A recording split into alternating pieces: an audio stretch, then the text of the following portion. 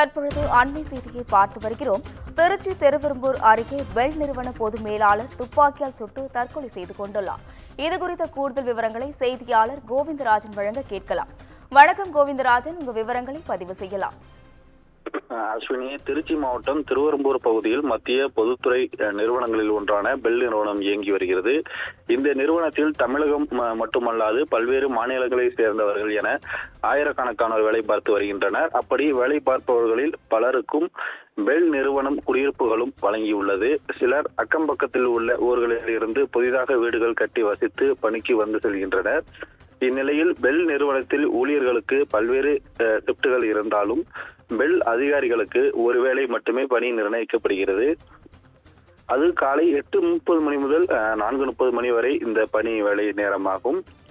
இந்நிலையில் பெல் நிறுவனத்தில் SSTP பிரிவில் பொது மேலாளராக வேலை பார்த்து வரும் சண்முகம் என்பவர் வழக்கம் போல நேற்று காலை 8:30 மணிக்கு பணிக்கு சென்றுள்ளார். அப்படி சென்றவர் மாலை 4:30 மணிக்கு பணி முடிந்து வீடு திரும்பவில்லை. அவரை குடும்பத்தினர் பல இடங்களில் தேடியும் கிடைக்காத நிலையில் பெல் நிறுவன அலுவலகத்திற்குள் அவருக்கென்று ஒதுக்கப்பட்ட அறையில் கை துப்பாக்கியுடன் சுடப்பட்ட நிலையில் சோபாவில் இறந்து கிடந்துள்ளார். இதனால் அதிர்ச்சி அடைந்த ஊழியர்கள் உடனடியாக பெல் காவல் நிலையத்திற்கு தகவல் கொடுத்துள்ளனர். அதன் அடிப்படையில் சம்பவ இடத்திற்கு விரைந்து வந்த பெல் போலீசார் சண்முகத்தின் உடலை கைப்பற்றி பிரேத பரிசோதனைக்காக துவாக்குடி அரசு மருத்துவமனைக்கு அனுப்பி வைத்துள்ளனர். மேலும் இந்த சம்பவம் குறித்து போலீசார் வழக்கு பதிவு செய்துள்ளனர்.